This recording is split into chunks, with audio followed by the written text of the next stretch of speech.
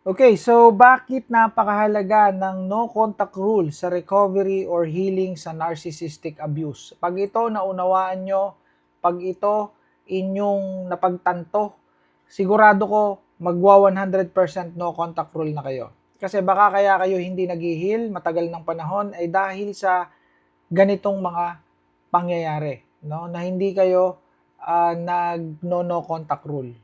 Okay? So, pakita ko sa inyo kung bakit napakahalaga ng no contact rule. Pagdating kasi sa healing, meron niyang proseso. Hindi yan basta nag-heal ka. Okay? So, we call that Narcissistic Abuse Recovery Roadmap. Para madali nyo maintindihan. Tingnan nyo dito. Number 1, calming your mind. Tapos saka kayo pupunta dun sa number 2, number 3, number 4, number 5.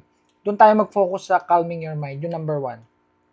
Napaka-importante niyan sa healing. Kailangan magkameron ka muna niyan bago ka mag-upgrade, bago ka lumipat ng baitang. Okay? Ngayon, may tanong ako sa inyo napakalupit.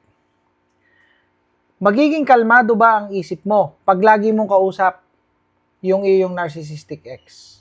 Okay, tell me. Sige, comment down below. O yan, malupit na tanong yan. Makakalma? Malamang hindi.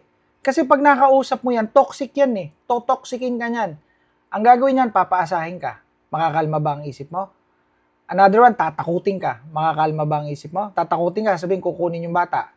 O babawiin niya yung kanyang anak. Okay? Siya magpapalaki or whatever. Ihiwalay kasi yung anak. Kung may anak kayo. Tatanggalan ka ng sustento. Makakalma ka ba niyan? You see? Ang daming mga pangyayari na magkukos ng anxiety o ng matinding pagiging anxious.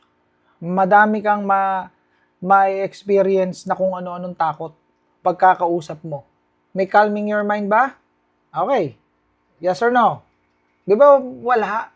Pero once na nag-no contact rule kayo, when I say no contact rule, kasama rin dito yung hindi na kayo mag-i-stalk at hindi na kayo makikipag-usap doon sa mga chismoso-chismosa na nagbabalita sa inyo ng mga updates tungkol sa ex nyo. Okay? So, bukod doon sa pagbablock ninyo sa social media sa kanya, sa mga inyong platform na ginagamit para mag-usap, bukod sa pagbablock doon, kailangan no stalking and then walang pakikipag-usap or pag-receive ng message or mga updates, no, galing sa ibang tao, sa mga mutual friends or families. Kompleto yon, no contact rule yon. Okay? This is the reason para ikaw makayapak sa step 1, calming your mind. And then pagkakalmado na yung isip mo, nag-no contact rule ka na, saka ka palang makakarating sa pangalawa, which is rebuilding your self-esteem and confidence. Ito na yung magbabalik alindog program ka na dito. Okay? And then so on and so forth. Healing and recovery, reconnecting with yourself, building a better future. Alright? Nakakaintindihan ba tayo dyan, guys? So right now, mag-no contact rule na kayo. Okay? No contact rule. Bye for now.